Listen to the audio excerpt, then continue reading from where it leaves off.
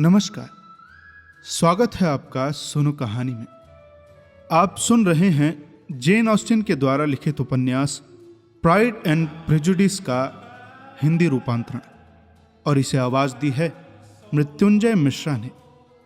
कहानी के पिछले भाग में हमने पात्रों का संक्षिप्त परिचय जाना और साथ ही साथ हमने सुना कि मिसेस बेनेट अपनी लड़कियों को लेकर नेदरफील्ड में मिस्टर बिंगले के यहाँ पार्टी में जाती हैं, जहां उनकी मुलाकात मिस्टर बिंगले के दोस्त डार्सी से होती है। अब पार्टी में और क्या क्या हुआ, यह विस्तार से जानने के लिए आपको पिछला भाग सुनना पड़ेगा। अब आगे भाग 2। जब जेन और एलिजाबेथ अकेले हुए तो जेन ने, जो मिस्टर बिंगले की तारीफ के मामले में थोड़ी सावधान थी, अपनी बहन के सामने बताया कि वो उन्हें कितना पसंद करती थी। वे वैसे ही हैं जैसे एक युवा पुरुष को होना चाहिए, उसने कहा। समझदार, खुश मिजाज, जीवंत, और उनके व्यवहार में क्या मिठास थी, मैं तो क्या ही बताऊं। मैंने तो कभी इतना खुशगवार आदमी नहीं देखा। कितनी सहजता और साथ ही साथ कितनी शालीनता। हाँ, वो तो हैंडसम भी हैं, कितने खूबसूरत हैं, एलिजाबेथ ने जोड़ा। और अगर कोई नौजवान हो तो ये सब गुण तो उसमें होने ही चाहिए, अगर मुमकिन हो सके, तभी तो उसका व्यक्तित्व पूरा होता है। इसीलिए तो वो इतने सहज और इतने शालीन हैं। तुझे पता है एलिजा, मुझे बहुत अच्छा लगा जब उन्होंने मुझे दोबारा डांस करने के लिए कहा। तुझे सच बताऊं तो मैंने ऐसा सम्मान मिलने की उम्मीद नहीं की थी। तुमने न की हो, मैंने तो की थी, तुम्हारे लिए। यही तो हम दोनों में बड़ा फर्क है। तुम्हारी जब कोई तारीफ करता है तो तुम चौंक जाती हो, और मुझे तो उसकी उम्मीद पहले से ही होती है। अब यही सोचो ना, उन्होंने तुम्हें दोबारा नाचने के लिए क्यों ना पूछा होता भला। वो साफ देख सकते थे कि तुम वहां बाकी सब लड़कियों से 5 गुना ज्यादा सुंदर लग रही थी। अब इसमें उनकी तो कोई खास दरिया दिली नहीं थी। खैर, वो निश्चित ही काफी अच्छे हैं और मैं तुम्हें उन्हें पसंद करने की इजाजत देती हूं। वैसे भी तुम इससे कहीं कम समझदार लोगों को भी पसंद कर चुकी हो। प्यारी लीजी, जेन मुस्कुराई। और नहीं तो क्या, तुम तो हर किसी को पसंद करने के लिए तैयार रहती हो। तुम्हें तो किसी में कोई खामी दिखाई नहीं देती। मैंने तुम्हें आज तक किसी इंसान की बुराई करते नहीं सुना। मैं कोशिश तो करती हूँ कि किसी को लेकर जल्दबाजी में फैसला न दूं, लेकिन जो सोचती हूँ वही कहती हूँ। मुझे पता है, और यही तो सबसे चौंकने वाली बात है, इतनी समझदारी के बावजूद दूसरों की मूर्खताओं और बेवकूफ़ियों को नज़रअंदाज कर देना। दुनिया में ढूंगी ईमानदारी तो बहुत मिलती है। हर जगह कोई ना कोई खुद को निष्पक्ष दिखाने की कोशिश करता है, लेकिन बिना दिखावे की ईमानदारी, लोगों की अच्छाइयों को अपनाकर उन्हें और बेहतर बनाना और उनकी कमियों पर चुप रहना, ये गुण तो सिर्फ तुम्हारे अंदर हैं। और तो और, तुम्हें उस आदमी की बहनें भी पसंद आई हैं। उनके तौर तरीके तो उसके जैसे नहीं थे। शुरू में तो नहीं थे, लेकिन बातचीत करने पर वे बहुत अच्छी लगी। मिस बिंगले अपने भाई के साथ रहने वाली हैं और उनका घर संभालेंगे। मुझे लगता है कि वो बहुत प्यारी पड़ोसी साबित होंगी। एलिजाबेथ ने यह सब चुपचाप सुना, पर वो जेन की तरह प्रभावित नहीं हुई। असेंबली में उनका बर्ताव बहुत सौम्य या प्रिय नहीं था, और चूंकि एलिजाबेथ की नजरें अधिक तेज थीं और स्वभाव में लचीलापन कम था, और उस पर किसी तरह की निजी तारीफ ने उसकी सोच को प्रभावित नहीं किया था, उनकी प्रशंसा करने को तैयार नहीं थी। वो असल में वैसी ही, यानी बड़ी शहरी महिलाएं थीं। जब उन्हें सब कुछ मनमाफिक मिलता तो हंसमुख होती, और जिनसे मिलना चाहे उनसे विनम्र भी बन सकती थी, पर अंदर से घमंडी और आत्ममुग्ध थी। वे देखने में ठीक ठाक थी। शहर के सबसे अच्छे निजी स्कूल में पढ़ी थी। 20,000 पाउंड की संपत्ति रखती थी। अपनी हैसियत से ज्यादा खर्च करने की आदत थी, और ऊंचे तबके के लोगों में मेल जोल रखती थी। और इसीलिए उन्हें पूरा हक महसूस होता था कि वे अपने बारे में बहुत ऊंचा और दूसरों के बारे में बहुत नीचा सोचें। वो इंग्लैंड के उत्तर में एक सम्मानित परिवार से थी। ये बात उन्हें इतनी अच्छे से याद थी कि वो ये भी भूल गई कि उनके भाई और उनकी अपनी दौलत व्यापार से आई थी। मिस्टर बिंगले को उनके पिता से करीब 1 लाख पाउंड की संपत्ति विरासत में मिली थी। उनके पिता एक जायदाद खरीदना चाहते थे, पर वो जिंदा रहते ऐसा नहीं कर पाए। बिंगले की भी यही मंशा थी। वो कभी किसी जिले को चुनते तो कभी किसी को। लेकिन अब जब उनके पास एक अच्छा घर और जागीर की सुविधाएं थी, तो जो लोग उनके सरल स्वभाव को जानते थे, उन्हें शक था कि शायद वे नेदरफील्ड में ही जिंदगी बिता देंगे और फिर अगली पीढ़ी पर संपत्ति खरीदने का काम छोड़ देंगे। उनकी बहनों को बहुत चिंता थी कि बिंगले का खुद का एक स्थायी घर हो, हालांकि वे अभी एक किराए के मकान में रह रहे थे। मिस बिंगले को उनके घर की मेजबान बनने में कोई हिचक नहीं थी, और मिसेस हर्स्ट, जो खुद एक ऐसे आदमी से ब्याही थी जिसके पास रुतबा तो था लेकिन दौलत नहीं, वो भी जब मर्जी हो घर को अपना समझने के लिए तैयार थी, या फिर समझती थी। मिस्टर बिंगले को अभी वयस्क हुए 2 साल भी नहीं हुए थे जब किसी संयोगवश सिफारिश पर उन्होंने नेदरफील्ड हाउस देखा। उन्होंने घर देखा और उसके भीतर झांक कर देखा। करीब आधे घंटे तक उन्हें वहां का स्थान, मुख्य कमरे और मालिक की बातें बहुत पसंद आई और उन्होंने वो घर तुरंत ले लिया। डार्सी और बिंगले के बीच पक्की दोस्ती थी, हालांकि उनके स्वभाव एक दूसरे से बिल्कुल विपरीत थे। बिंगले की सरलता, खुलापन और दूसरों के साथ सहज हो जाने की प्रवृत्ति ने डार्सी को उसकी ओर खींचा था। भले ही ये डार्सी के अपने स्वभाव से बहुत अलग था, फिर भी डार्सी कभी अपने स्वभाव से असंतुष्ट नहीं दिखते थे। बिंगले को डार्सी की राय पर पूरा भरोसा था और उनके विवेक की उन्हें बड़ी कद्र थी। समझदारी में डार्सी निश्चित रूप से आगे थे। बिंगले में कोई विशेष कमी नहीं थी, लेकिन डार्सी होशियार थे। साथ ही वे घमंडी, आरक्षित, नक चढ़े और चैनशील भी थे। हालांकि उनके तौर तरीके सभ्य थे पर आकर्षक नहीं थे। उनका आचार व्यवहार अच्छा न होने के साथ लोगों को आमंत्रित करने वाला भी नहीं था। वहीं दूसरी ओर इस मामले में बिंगले कहीं आगे थे। बिंगले जहां भी जाते लोग उन्हें पसंद करते, मगर डार्सी अक्सर लोगों को नाराज कर देते। मैरिटन की असेंबली को लेकर भी उनकी बातों में यही अंतर साफ झलकता था। बिंगले ने कहा कि उन्होंने इतने अच्छे लोग और सुंदर लड़कियां पहले कभी नहीं देखी। सबने उनसे बड़ा अच्छा व्यवहार किया था। कहीं कोई औपचारिकता नहीं थी, कोई बनावटीपन नहीं था। उन्हें तो लगा जैसे वो सबको जानने लगे हों, और मिस बेनेट को देखकर तो उन्हें लगा कि कोई परी ही हो।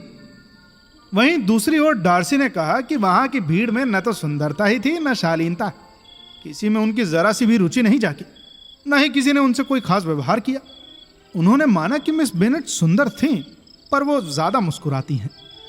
मिसेस हर्स्ट और उनकी बहन ने भी इस बात से सहमति जताई, लेकिन फिर भी वह जेन को पसंद करती थी और उसे बेहद ही प्यारी लड़की मानती थी, जिसे वो और जानना चाहेंगी। हाँ तो भैया, मिस बेनेट को इस तरह एक प्यारी लड़की का दर्जा दे दिया गया। यहां मिस बेनेट का अर्थ है मिस जेन, और उनके भाई को भी ऐसी प्रशंसा के बाद उसे पसंद करने की पूरी छूट मिल गई। लॉन्ग बॉर्न से थोड़ी ही दूरी पर एक परिवार रहता था, जिससे बेनेट परिवार का विशेष घनिष्ठ संबंध था। सर विलियम लुकास पहले मैरिटन में व्यापार करते थे, जहां उन्होंने ठीक ठाक दौलत कमा ली थी और अपने मेयर पद के दौरान राजा के नाम एक निवेदन के द्वारा सर की उपाधि प्राप्त कर ली थी। शायद इस सम्मान का प्रभाव उन पर कुछ अधिक ही पड़ा। इससे उन्हें व्यापार से और एक छोटे बाजार कस्बे में रहने से अरुचि हो गई और उन्होंने दोनों को छोड़कर अपने परिवार के साथ मैरिटन से लगभग 1 मील दूर एक घर में निवास करना शुरू किया, जिसे उस समय से लुकास लॉज कहा जाने लगा, जहां वे अपनी महत्ता के विचार में प्रसन्न रह सकते थे और व्यापार से मुक्त होकर केवल सभी लोगों से सभ्य व्यवहार करने में अपने को व्यस्त रख सकते थे। क्योंकि यद्यपि वो अपनी उपाधि से प्रसन्न थे, पर यह उन्हें घमंडी नहीं बनाती थी, बल्कि वे सभी के प्रति अत्यंत सज्जन थे, स्वभाव से विनम्र, मित्रवत और सहायता करने वाले। सेंट जेम्स में उनकी प्रस्तुति ने उन्हें और अधिक विनम्र बना दिया था। लेडी लुकास एक बहुत अच्छी महिला थी, और तो और वो इतनी चतुर नहीं थी कि मिसेस बेनेट की अच्छी पड़ोसन न बन सके। उनके कई बच्चे थे। उनमें से सबसे बड़ी वाली लगभग 27 वर्ष की एक समझदार और बुद्धिमान युवती थी, जो कि एलिजाबेथ की घनिष्ठ मित्र थी। यह बहुत जरूरी था कि मिस लुकास और मिस बेनेट्स मिले और उस नृत्य सभा के विषय में कुछ बातचीत कर सके। सभा के अगले ही दिन सुबह मिस लुकास सब समाचार सुनने और बताने के लिए लॉन्गबॉर्न आई। तुमने शाम की शुरुआत अच्छी की चार्लोट, मिसेस बेनेट ने शालीनता से कहा। मिस्टर बिंगले की पहली पसंद तुम थी। हाँ, लेकिन लगता है उन्हें उनकी दूसरी पसंद ज्यादा पसंद आई। हो तुम शायद जेन की बात कर रही हो, क्योंकि उसने उसके साथ 2 बार नृत्य किया। पक्की बात है कि ऐसा लगा कि वे उसे पसंद कर रहे थे। वास्तव में मुझे लगता है कि ऐसा ही था। मैंने इसके बारे में कुछ सुना, लेकिन मुझे ठीक ठीक याद नहीं कि क्या। कुछ मिस्टर रॉबिन्सन के बारे में था। क्या मैंने तुम्हें नहीं बताया? वो मिस्टर रॉबिन्सन उनसे पूछ रहे थे कि उन्हें मैरिटन सम्मेलन कैसा लगा, और क्या उसे नहीं लगता कि कमरे में बहुत सी सुंदर महिलाएं थीं, और उनमें से सबसे सुंदर कौन थी? और उसने तुरंत उत्तर दिया, ओह, सबसे बढ़िया मिस बेनेट थी। इसमें कोई दो राय है क्या? सच में? ये तो बहुत स्पष्ट बात है। इससे तो लगता है कि, लेकिन हो सकता है फिर भी कि इसका कुछ अर्थ न निकले। तुम जानती हो, मेरी सुनी हुई बातें तुम्हारे से कहीं ज्यादा उपयोगी थी एलिजा, चार्लोट ने कहा। मिस्टर डार्सी को सुनना उनके मित्र जितना अच्छा नहीं लगता, है ना? बेचारी एलिजा, उसे तो बस थोड़ी थोड़ी ठीक ठाक कहा गया। ओह, जाने दो। मैं चाहती हूं कि तुम ये बात लीजी के दिमाग में मत डालो। बेचारी खामखा इससे परेशान हो। वो आदमी इतना बेकार है कि अगर वो उसे पसंद करता तो वो और भी दुर्भाग्य होता। मिसेस लॉन्ग ने कल रात मुझे बताया कि वो उसके पास आधे घंटे तक बैठा रहा, लेकिन एक बार भी मुंह नहीं खोला, एक बार भी। सोच सकते हो? क्या आप पूरी तरह से निश्चिंत है मां? क्या इसमें कुछ गलती नहीं हो सकती? जेन ने पूछा। मैंने तो निश्चित रूप से मिस्टर डार्सी को उससे बात करते हुए देखा था। हाँ, क्योंकि अंत में उसने ही उससे पूछा कि उसे नेदरफील्ड कैसा लग रहा है, और फिर उसे उत्तर देना ही पड़ा।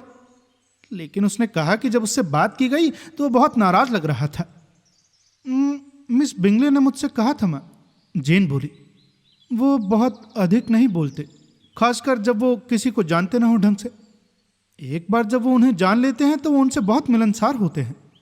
ओह, मुझे उस बात पर जरा भी विश्वास नहीं। अगर वो वास्तव में इतने अच्छे होते तो मिसेस लॉन्ग से जरूर बात करते। लेकिन मैं सोच सकती हूं कि ऐसा क्यों था। अरे, सब कहते हैं कि वो घमंडी है, घमंडी। और मैं दावे के साथ कह सकती हूं कि उसने कहीं से सुन लिया होगा कि मिसेस लॉन्ग के पास अपनी बग्घी नहीं है, और वो सभा में किराए की गाड़ी से आई थी। खैर, मुझे कोई आपत्ति नहीं कि उसने मिसेस लॉन्ग से बात नहीं की, मिस लुकास ने कहा। लेकिन काश उसने एलिजा के साथ तो नृत्य किया होता। उसकी मां बोली, अगर मैं तुम्हारी जगह होती तो उसके साथ कभी नाचती ही नहीं। मुझे लगता है मां, मैं आपको यह वादा सुरक्षित रूप से दे सकती हूं कि मैं उसके साथ कभी नहीं नाचूंगी। उसका घमंड, मिस लुकास ने कहा, मुझे उतना अपमानजनक नहीं लगता जितना कि किसी और का लगता है, क्योंकि इसके पीछे एक कारण है। कोई आश्चर्य की बात नहीं कि इतना सुंदर, धनवान और प्रतिष्ठित युवक खुद को महत्वपूर्ण समझे। अगर मैं कहने की छूट लूं तो उसे घमंड करने का पूरा अधिकार है। यह बिल्कुल सही है, एलिजाबेथ ने जवाब दिया, और मैं उसके घमंड को आसानी से माफ कर सकती अगर उसने मेरा अपमान न किया होता। घमंड, मैरी ने कहा, जो कि अपनी गंभीर टिप्पणियों के लिए जानी जाती थी। यह एक बहुत आम कमजोरी है, जितना मुझे लगता है, और जितना मैंने अब तक पढ़ा है उससे मैं पूरी तरह से आश्वस्त हूं कि यह बहुत आम है। मानव स्वभाव विशेष रूप से इसकी ओर झुका हुआ है, और हम में से बहुत कम है जो किसी न किसी गुण पर, चाहे वो वास्तविक हो या काल्पनिक, आत्मसंतोष नहीं रखते। घमंड और दिखावा दो अलग अलग चीजें हैं।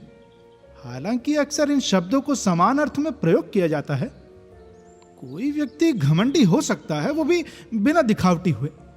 घमंड हमारे अपने विचारों से जुड़ा होता है, जबकि दिखावा इस बात से कि दूसरे हमारे बारे में क्या सोचे। अरे, अगर मैं मिस्टर डार्सी जितना अमीर होता ना, एक छोटा लुकास लड़का चिल्लाया, जो अपनी बहनों के साथ आया था, तो मुझे परवाह नहीं होती कि मैं कितना घमंडी हूं। मैं शिकार के कुत्तों का एक दल पालता और हर दिन एक बोतल शराब पीता। तब तुम जितना पीना चाहिए उससे कहीं अधिक पीते, मिसेस बेनेट ने कहा। और अगर मैं तुम्हें ऐसा करते देखती तो मैं तुम्हारी बोतल छीन लेती और तुम्हें मारती भी। लड़के ने कहा कि वो ऐसे कैसे कर लेती, लेकिन उसने ये घोषणा जारी रखी कि वो करेगी, और ये बहस केवल उनके जाने पर समाप्त हुई। लॉन्गबॉर्न की महिलाएं जल्द ही नीदरफील्ड की महिलाओं से मिलने गईं। ये मुलाकात औपचारिक रूप से लौटाई भी गई। मिस बेनेट के मनमोहक व्यवहार ने मिसेस हर्स्ट और मिस बिंगले की सद्भावना हासिल कर ली, और यद्यपि उसकी मां को असहनीय पाया गया और छोटी बहनों को तो लायक ही नहीं समझा गया, फिर भी दो बड़ी बहनों से और अधिक जान पहचान बढ़ाने की इच्छा व्यक्त की गई। जेन ने इस ध्यान को अत्यंत प्रसन्नता से स्वीकार किया, लेकिन एलिजाबेथ को अब भी उनके व्यवहार में घमंड और श्रेष्ठता का भाव दिखता था, यहां तक कि शायद उसकी बहन के प्रति भी, और वो उन्हें पसंद नहीं कर पाई। हालांकि जेन के प्रति उनकी जो भी कृपा थी, उसका मूल्य इस बात में था कि शायद ये उनके भाई की प्रशंसा के प्रभाव से उपजी हो। जब भी वे मिलते, ये साफ दिखता कि बिंगले जेन को पसंद करता है, और एलिजाबेथ को भी उतना ही साफ लगता कि जेन उस झुकाव को स्वीकार कर रही है और धीरे धीरे गहराई से प्यार में पड़ रही है। लेकिन एलिजाबेथ इस बात से संतुष्ट थी कि यह बात आम लोगों को पता नहीं चलेगी, क्योंकि जेन में गहरी भावनाओं के साथ साथ एक शांत स्वभाव और हमेशा खुश रहने वाली प्रवृत्ति थी, जो उसे बेमतलब के शकों से बचा लेती थी। एलिजाबेथ ने यह बात अपने मित्र लुकास से कही, और चार्लोट ने जवाब दिया, ऐसे मामलों में सबके सामने अपने मन को छिपा लेना शायद सुखद हो, लेकिन कभी कभी अत्यधिक सतर्क रहना नुकसानदेह भी हो सकता है। अगर कोई स्त्री अपने स्नेह को उसी कुशलता से उस व्यक्ति से छिपा भी ले जिससे वो प्रेम करती है, तो वो उसे पाने का अवसर खो सकती है, और फिर यह जानकर कोई तसल्ली नहीं मिलेगी कि दुनिया कुछ नहीं जानती। हर प्रेम में कुछ न कुछ कृतज्ञता या दिखावे का भाव होता है, इसीलिए उसे अपने हाल पर छोड़ देना ठीक नहीं। हम सब प्रेम की शुरुआत सहजता से कर सकते हैं। हल्का झुकाव स्वाभाविक है, लेकिन हम में से बहुत कम ही ऐसे होते हैं जिनका दिल बिना प्रोत्साहन के सच्चे प्रेम में डूबे। 10 में से 9 मामले में स्त्री को जितना प्रेम है, उससे अधिक दिखाना बेहतर होता है। बिंगले को तुम्हारी बहन जरूर पसंद है, लेकिन अगर जेन ने उसका साथ ना दिया तो शायद वो इससे आगे ना बढ़े, एलिजाबेथ ने कहा। लेकिन जितना उसका स्वभाव उसे अनुमति देता है, वो उसकी मदद कर रही है।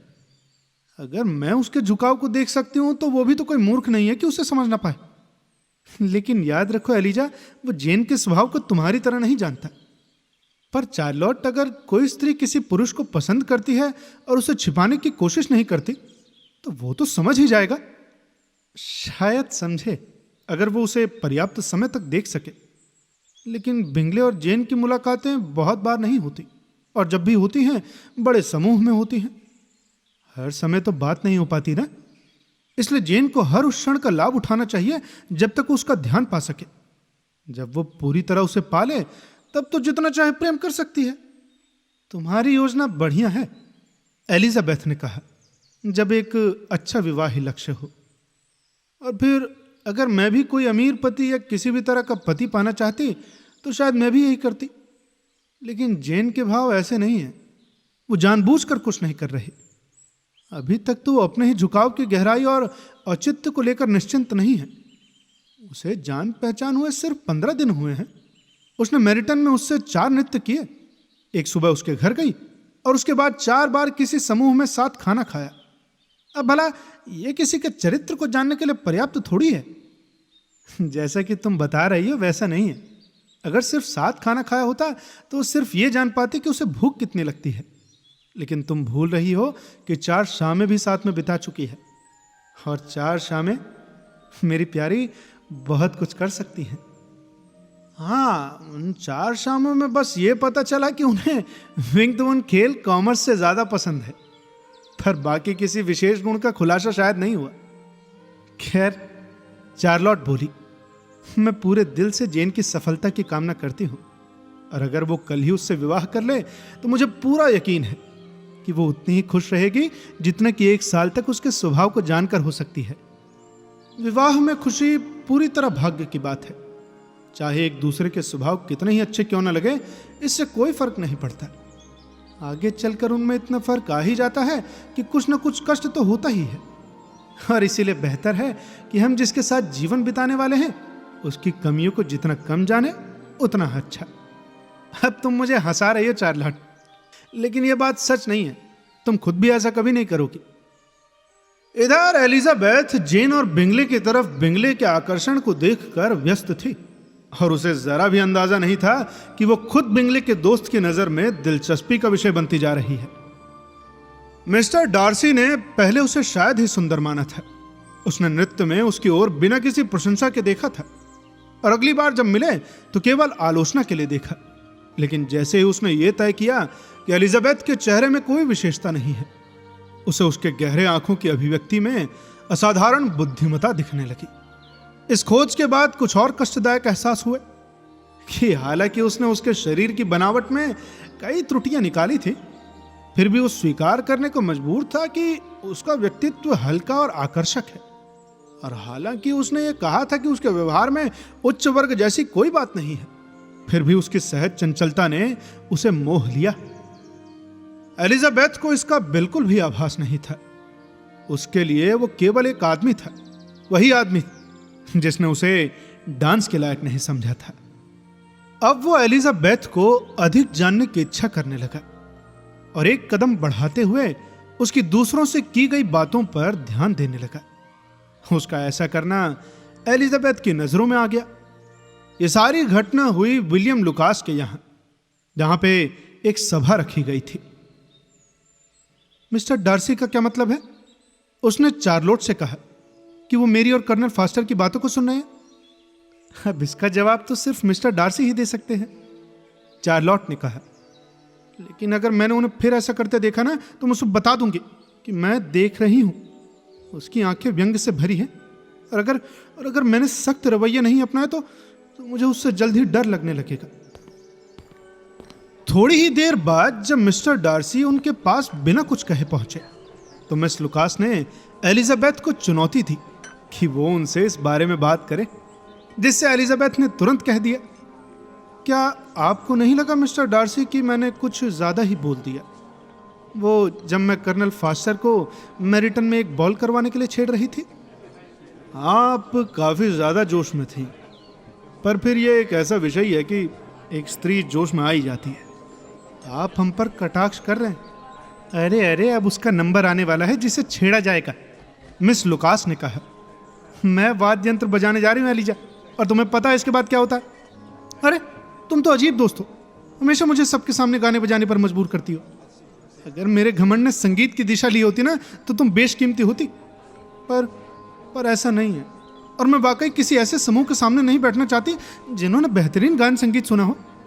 लेकिन जब मिस लुकास ने जिद की तो वो बोल उठी, अगर जरूरी है तो करना ही होगा।